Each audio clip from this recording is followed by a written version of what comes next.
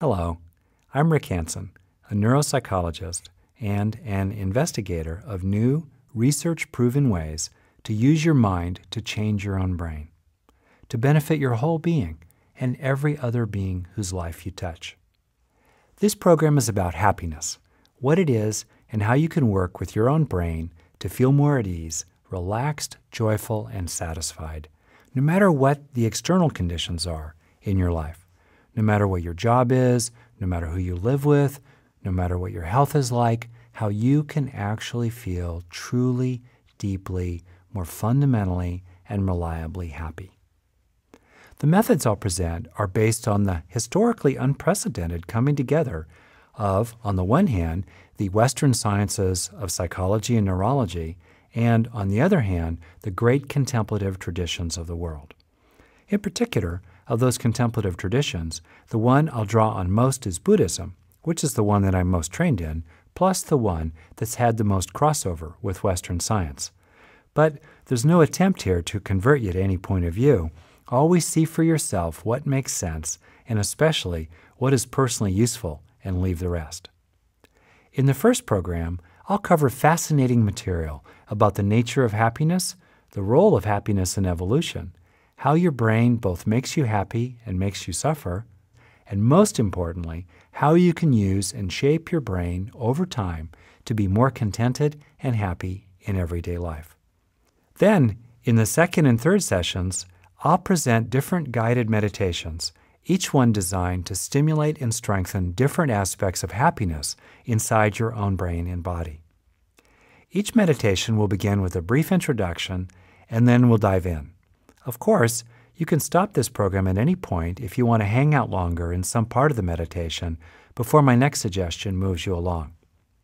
The meditations are presented in a sequence that starts with more familiar and concrete material and then moves gradually for deeper, more profound, more spacious experiences of happiness and well-being. You can follow that sequence or jump ahead and come back, whatever you like. I really wish you the best with this, both for your own sake and for the positive effects that your own well-being has on the people around you. To pick up on a theme that runs throughout this program, you can affect your outer world somewhat, and for sure that's worth doing as skillfully as you can, but you can affect your inner world much, much more with much greater results. So the attention you give to your inner world through this program and the beneficial changes you gradually make there will have a high payoff in your life and rippling further and further outward to benefit others as well. So the first question is, what is happiness anyway? Now, by happiness, I mean an underlying deep sense of well-being, of serenity and fulfillment. Of course, that sense of well-being may sometimes be shaded towards an energizing joy, while at other times be shaded with softer feelings, subtler feelings of maybe gladness or contentment or tranquility. But whatever its shadings, the happiness we will explore in this program is not just a passing feeling of fun or delight, but something much deeper than that, much more reliable and true. Of course, it's perfectly fine to have a range of feelings in life that's healthy and natural. Feelings like sadness, anger, fear, shame, or boredom, as well as interest, silliness, calm, excitement, affection, and so on. Emotions come and go, always, but happiness at the root endures. Even if you also feel worried, irritated, or other so-called negative emotions. For example, you can feel sad, while also feeling a well-being and contentment around that sadness, as if painful feelings were clouds, even big, scary, dark ones, moving across the sky of a fundamental peace of mind. Further, deeper than emotions, people have different temperaments. Some of us are naturally a little cheerful, others a little irritable, others a little flat, and others a little sad. These temperaments shape an underlying mood that is more stable than the emotions. Nonetheless, it is still possible to contain that mood within a larger space of well-being, satisfaction, peacefulness, and fulfillment in life. In other words, you could be irritated, that's an emotion, on top of a melancholy mood, and at the same time feel both arising within an authentic, quiet joy, infusing both your emotions and your mood. Of course, this program is not about being happy, happy, happy all the time and making painful feelings or a difficult mood wrong or bad in some way. For example, it would be ridiculous, even crazy, to put down the phone after hearing that your parent or a child or a dear friend was critically injured in the hospital and say, "Oh boy, I'm so happy." In fact, there's actually a vital place for the painful feelings of life, which has both the 10,000 joys and the 10,000 sorrows. For example, sadness, loss, tenderize the heart and help us become more compassionate toward others and, hopefully, even ourselves. Or guilt and remorse teach us about our own actions and how to ground more in our own best self in the future. Anxiety, even real fear, can alert us to genuine threats or other problems. And anger can highlight injustice, harms to people we love, and wrongs that should be righted. This program is not about putting a happy, shiny face on things, nor is it about turning away from the hard things in life.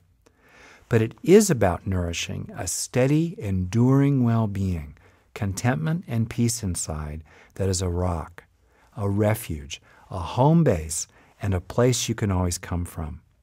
Happiness, then, in the way that I'm meaning it, becomes the container of the experiences of life, the frame that holds them, the space they flow through. And besides giving you a refuge to turn to, this gradually raises your happiness set point so that the thermostat, in a sense, of your daily experience of life shifts toward a more stably positive mood. As a result, slowly but surely, there is less worry, less hurt, less resentment and irritation, less feeling of unworthiness in your mind. We all want to be happy. As the monk Mathieu Ricard has said, no one wakes up in the morning thinking, "May I suffer all day." Besides being a desirable experience, studies have shown that happiness, like other positive emotions, has many enduring benefits.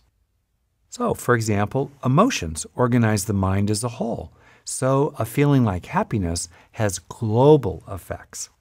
Happiness also lowers the stress response in your body by dampening the arousal of the sympathetic nervous system. That's the fight or flight stress response wing, and by activating the calming, soothing parasympathetic wing of your nervous system, helping you feel relaxed and contented.